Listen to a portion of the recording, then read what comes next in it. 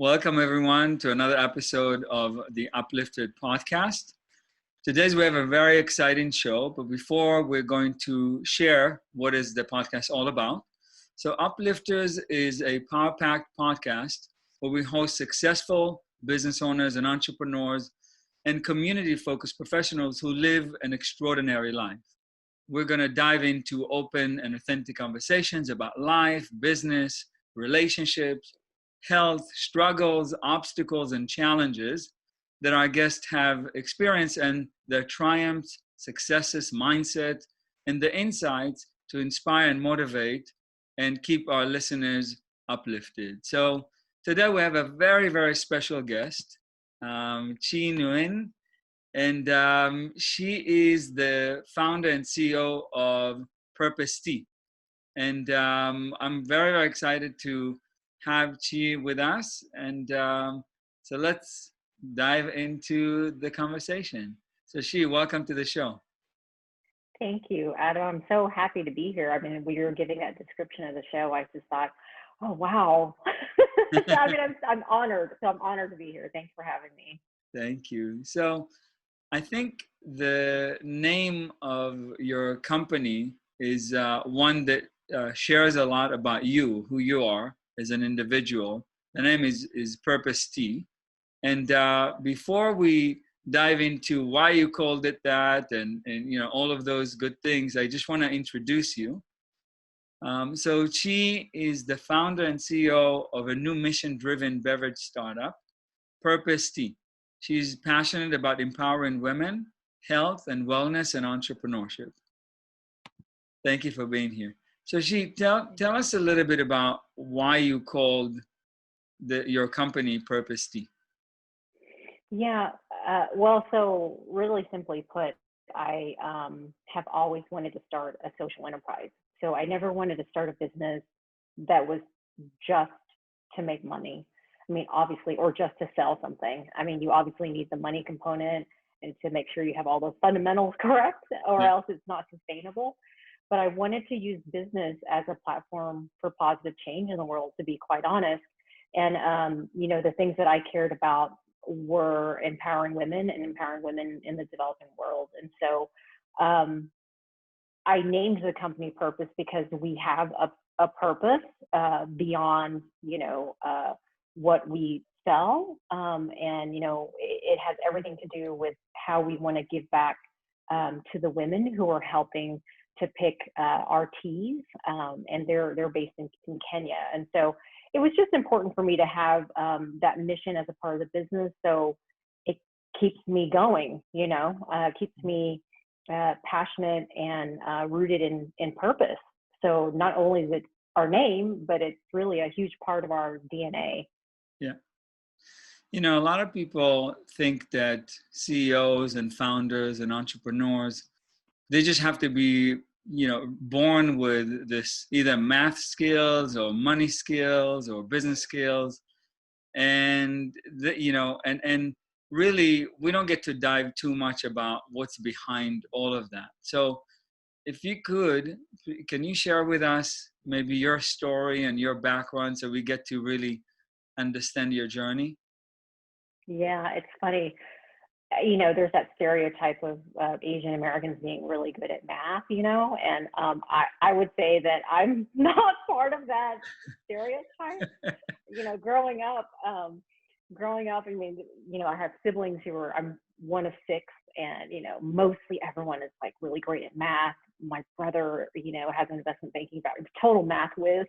And then there was me who, you know, I'm good at math, but my strengths were really around communications and marketing, and really, I really think dealing with people, to be quite honest. And so, so that's the funny part about the math piece. But it don't get me wrong, that's a very handy skill to have, and you should have when you're starting a business, that's for sure. But so where I started, you know, like I said, I'm, you know, one of six, but professionally, before I started the company, I was consulting. So the space that I consulted in was brand positioning and go-to-market messaging, and how do you really distill down the value that your company, your brand, or your product really brings to your customer or consumer. And so I did that for other companies. You know, I consulted Fortune 500 companies, some in the CPG space, some completely out of the CPG space. But that really helped me hone in on my business skills, like you mentioned, because in order to really distill down someone's go-to-market message, you got to understand their go-to-market plan, which obviously involves every area of the business. And if you're dealing with complex businesses that have multiple, you know, business units and multiple acquisitions happening in a year, that's constantly changing. And so without that experience, I don't know if I should have or could have maybe started a business. I've always wanted to start a business since, you know, my early 20s. But thank goodness I waited a little bit, because I got these skills, you know, for my own professional life, where I can take, you know, from those roles and really adapt it to what I'm doing here in a startup. Yeah. So a lot of the entrepreneurs that we speak with had experiences with obstacles and challenges, and maybe stigmas, and maybe some barriers to enter the business, and and maybe even self-defeating thoughts. Can you share some of those with us, and what are you doing or you have done to overcome those and uplift yourself from those situations, and maybe internal conversations? Wow, that's a tough question, because when you asked the question, I was like, well, which day? I mean, it's like there is an obstacle and a challenge every day. I mean, every single day. That's the difference between, like, you know, working for someone else and then starting your own business, right? You have to take on everything. And ultimately, at this stage of the business, because we're still pretty small, you know, the decisions always rest with you. So I really do think it's around a mindset. And I don't know if that sounds cliche, but, you know, I heard this quote once, and I forget who the founder was, but, you know, he said, businesses don't fail. It's the business owners or the founders who maybe quit too soon, you know? And so obviously there are some practical issues that go along with that, right? And like, if you're privileged enough to be able to continue down a road, I think, you know, there's lots of different circumstances, but that mindset around determination and persistence and grit, I think will get you through a lot of the really dark moments. And, you know, in entrepreneurship, there's never an in-between. There's always, you're either really low, which is a lot of the times, you know, oh, I have to raise capital, and gosh, can I make payroll? And how much runway do I have? Oh, geez, the customer's so upset with something. There's something going on in the supply chain. There is never a day where I'm like, can I just sit down and, you know, and have things. And then there are other days where obviously you have great wins, but you can't ride those. You know, you can celebrate for a moment. I think it's important for you to do that, but then again, you know, you're either up or down. So I think it's important to have perspective. You know, that's one of the bigger things I think that has helped me. And then what else has helped me is really listening to other entrepreneurs and the things that you're doing, because when I hear about other entrepreneurs and just the marathon and the ups and downs that they've gone through, it gives me hope, to be quite honest, to keep on going. So a lot of the things that I do, and really is enriching, but also value added for just business making decisions and stuff. I listen to Guy Raz's How I Built This, you know, and I hear some of the founders' stories, and I'm like, my God, I mean, they had it just as bad. And look at where they are now. So it really kind of helps you along the journey. So I do a lot of that. I also read a lot, you know. I also make sure that I take care of myself because I think mentally and emotionally, how do I how do I equip myself to endure a marathon? Just Mhm. like you would train for any sort of physical journey, right? This one's going to last a lot longer than what you would take to run a marathon, hopefully. Yeah.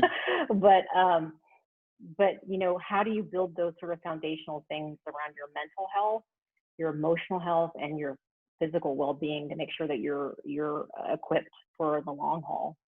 Is I know that's a really long answer, but Yeah, no, if you want to get that's actually really powerful. I don't know if I shared with you, but I was Mr. Israel and Mr. Iron Gladiator California in fitness and bodybuilding. And yeah, like the body, we get accustomed to train and do the repetition.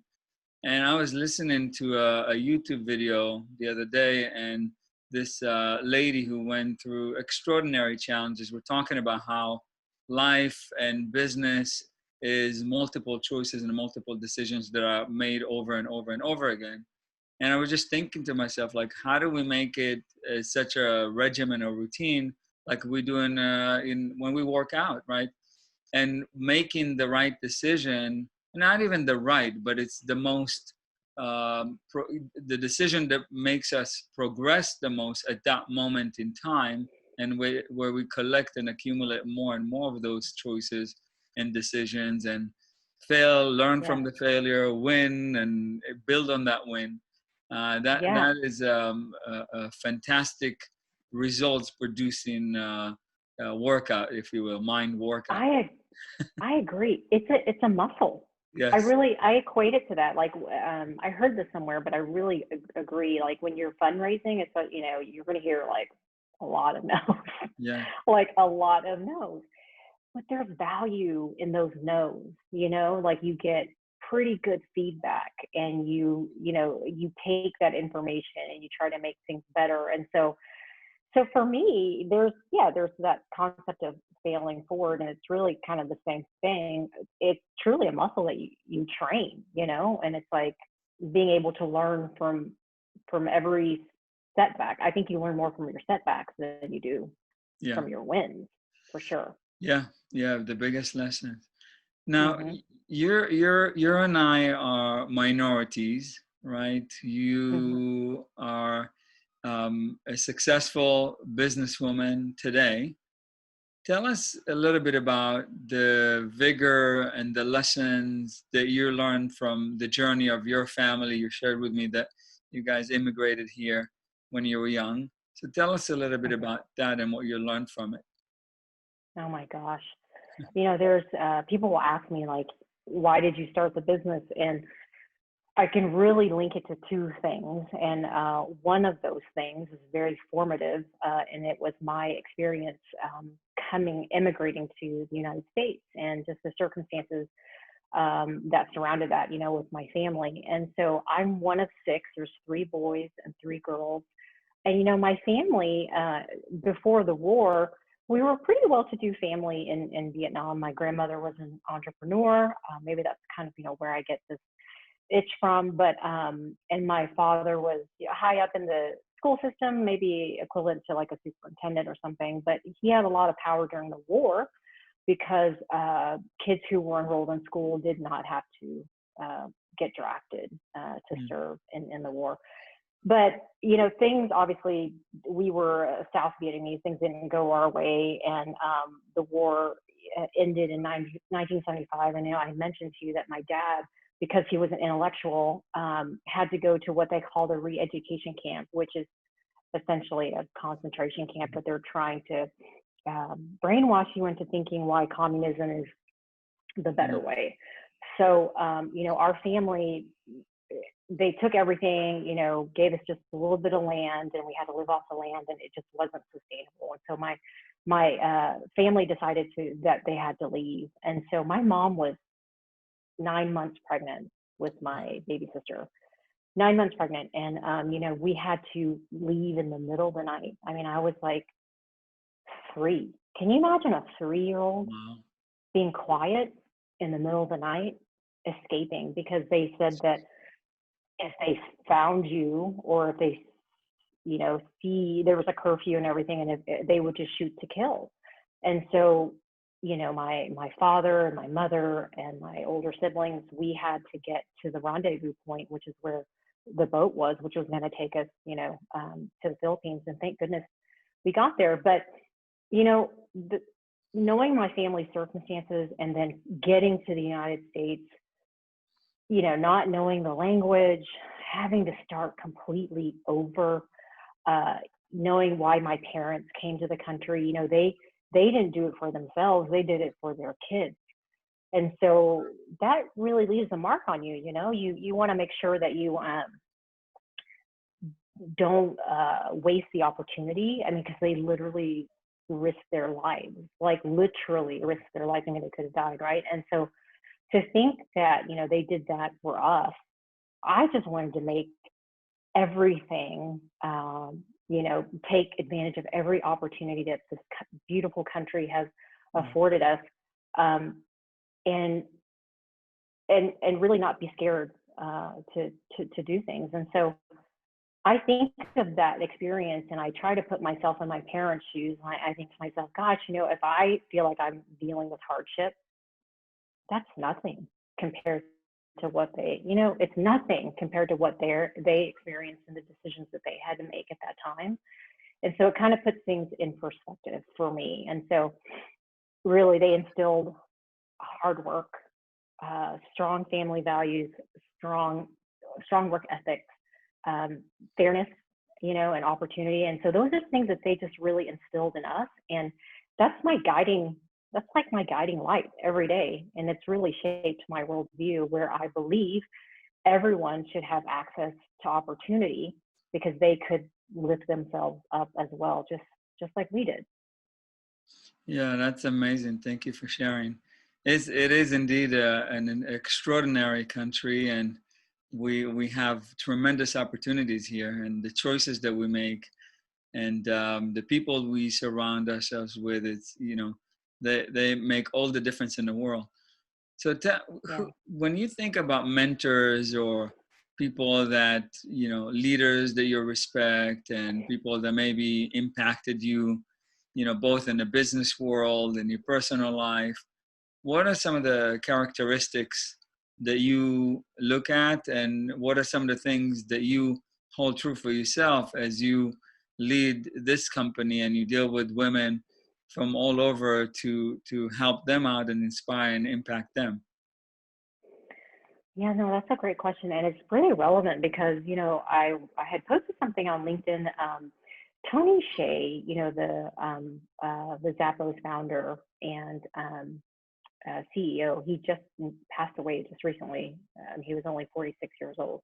And I remember reading his book, and it was called Delivering Happiness. And I remember it was one of the first business books I've ever read where I thought, oh, this guy's talking my language.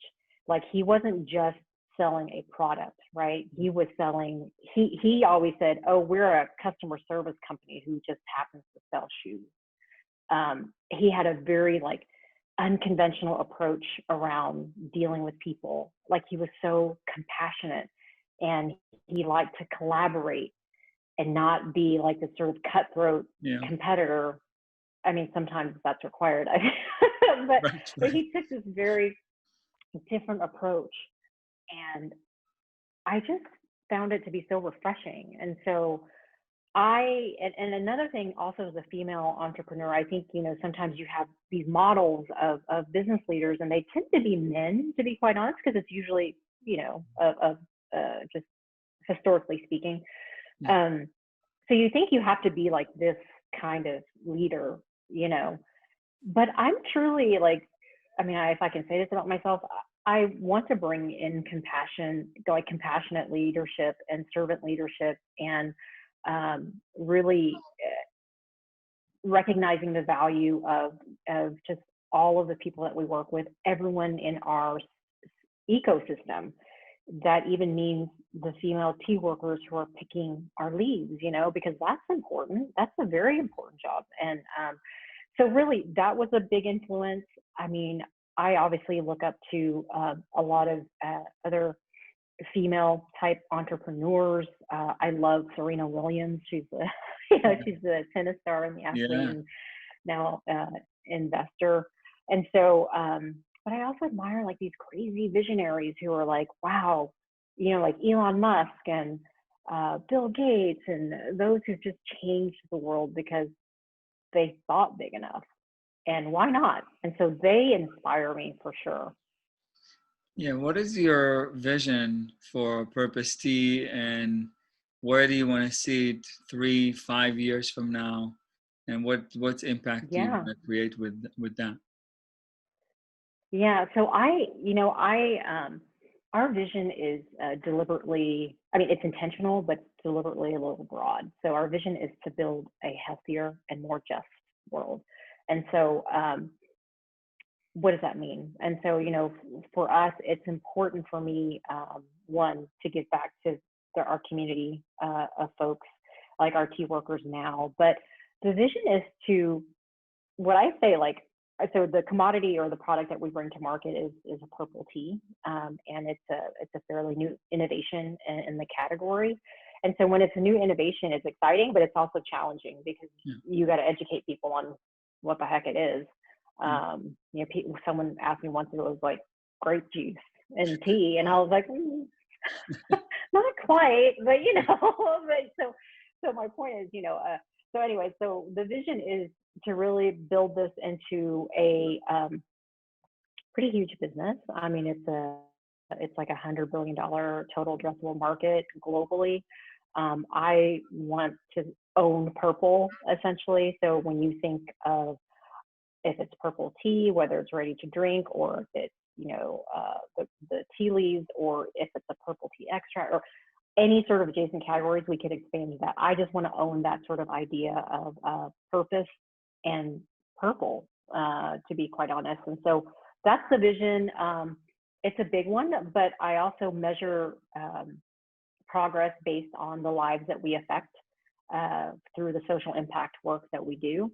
How many women can I affect, and how are their lives improved by, through our programs? And so a lot of those measurements are not just around scale and profitability and those types of things, but also how many human lives have we affected, and how many human lives have we improved because of what we're doing.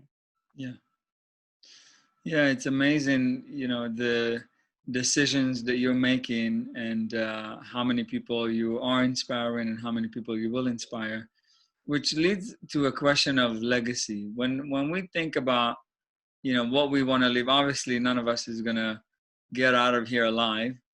So what's one sure thing, right?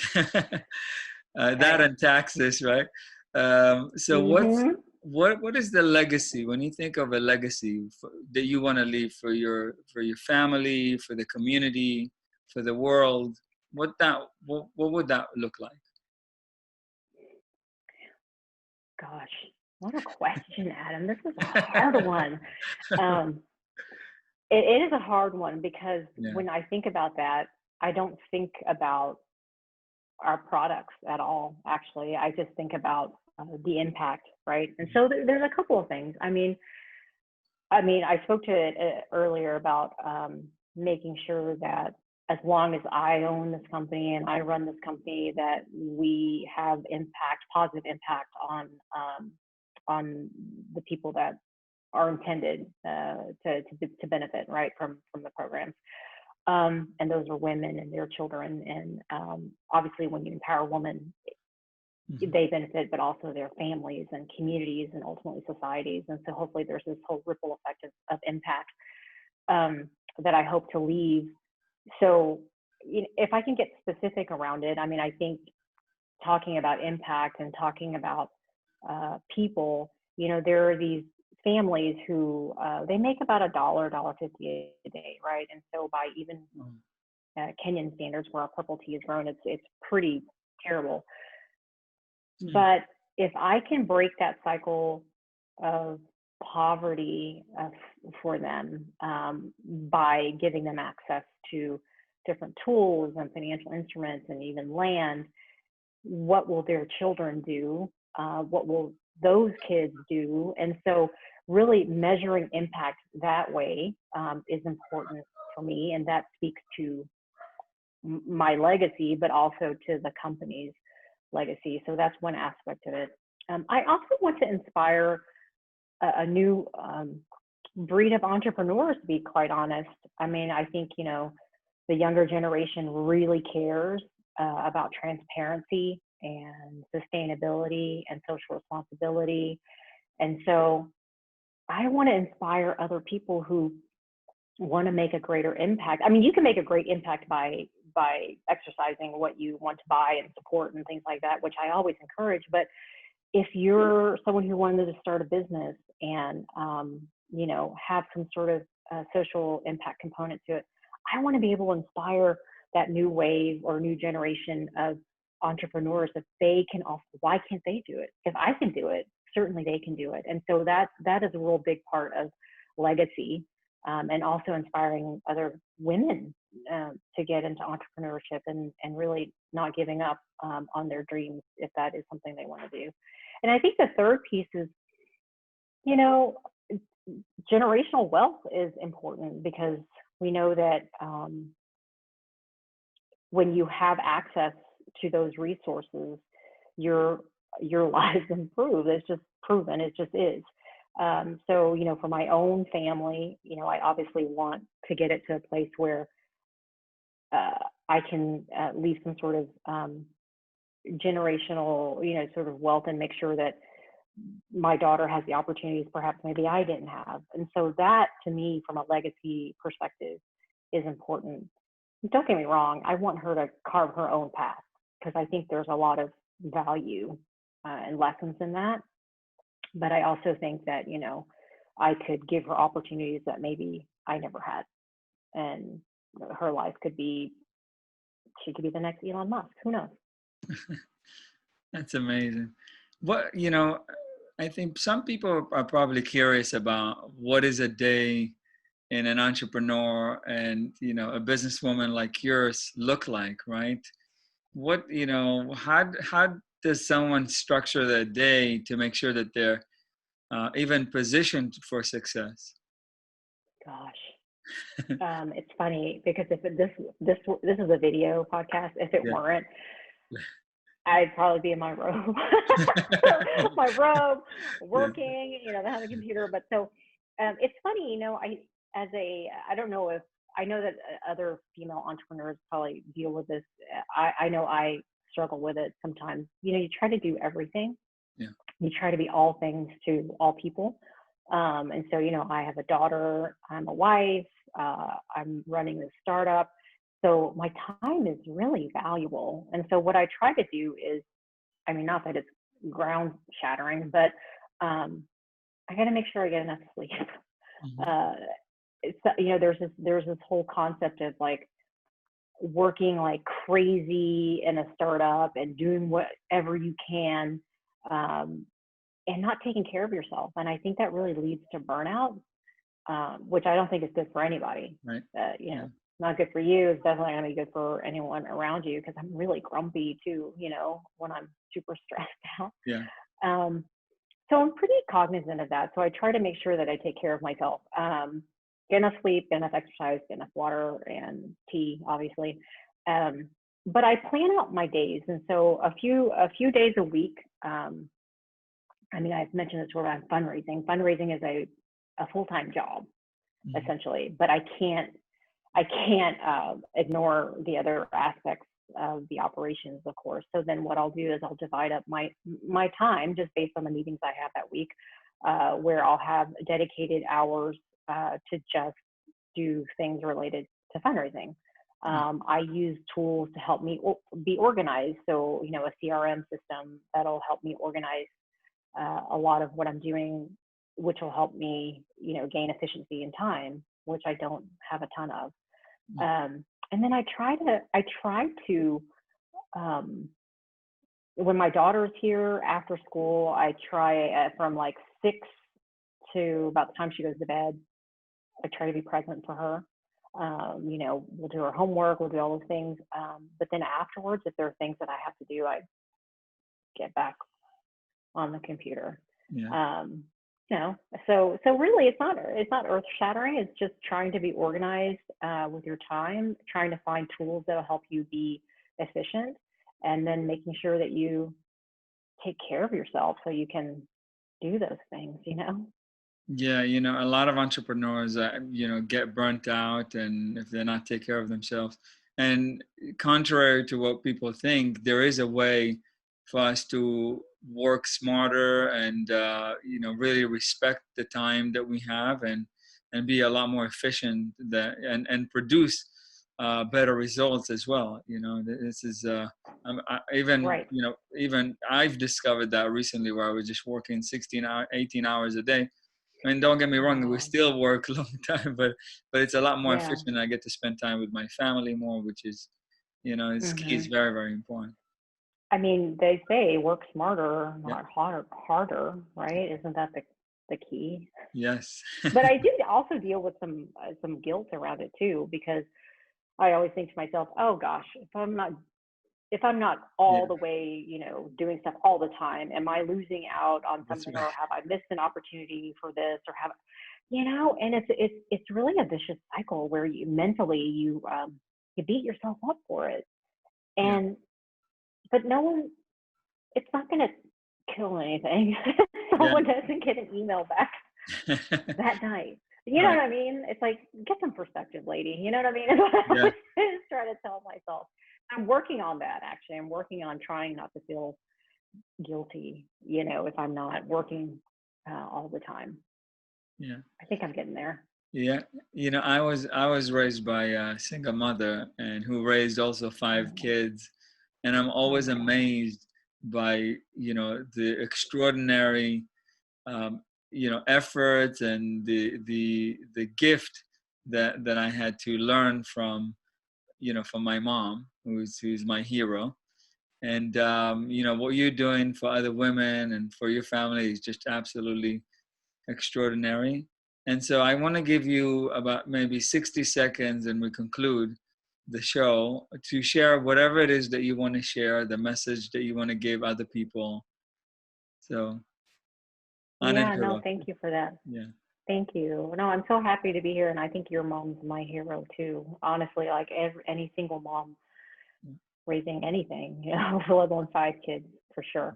Um, so there's a lot of things that inspire me that I want to talk about, but since this is a business podcast, you know, I really want to talk to those female entrepreneurs out there who are struggling with whether or not to start something, if they are going to have the time, or you know what if all the things that could happen. I want to encourage them to pursue your dreams if this is something that you want to do. Don't get me wrong, you have to be pretty planful. You've got to understand what you're doing and the market you're addressing and why there's an opportunity, but you can do it. It's like, if I can do it, you know, you can do it. There's no reason why you can't do it. And I think a lot of times, I would say more women than men probably have that. It's not a confidence thing. I don't know what to call it, but it's just like, oh, should I? It's like I always say, don't let progress or perfection get in the way of progress. Yeah. And I think a lot of times women tend to be perfect, or want to be perfect, like, oh, it's not a good time now, or you know, if only this could be, you know, happening, and then I would do this. It's never going to be perfect. And so just make those baby steps and pursue your dreams for sure, and surround yourself with people who can support you, which I've done, and I'm so lucky to have, you know, my husband and my family and my early round of investors. Wow. Thank you so much. This has been absolutely amazing. I'm so honored Awesome. that you know, to spend this time with you. And tell our audience where they can find you, or your company, how we can support you. Sure. Oh, that's so awesome. So purposetea.com is our website. You know, we sell our line of hint of sweet and unsweetened purple teas on our website. You can also find us locally in the Whole Foods if you're from the Dallas-Fort Worth area. We also have distribution in California. I think the best way is to look that up on our site. So thanks for your listeners who are going to support us. Thank you so much. Remember, everyone, keep raising the bar and keep uplifting. No matter what situation where you are right now, there's always a better choice that we can make. So keep making those good choices. See you soon.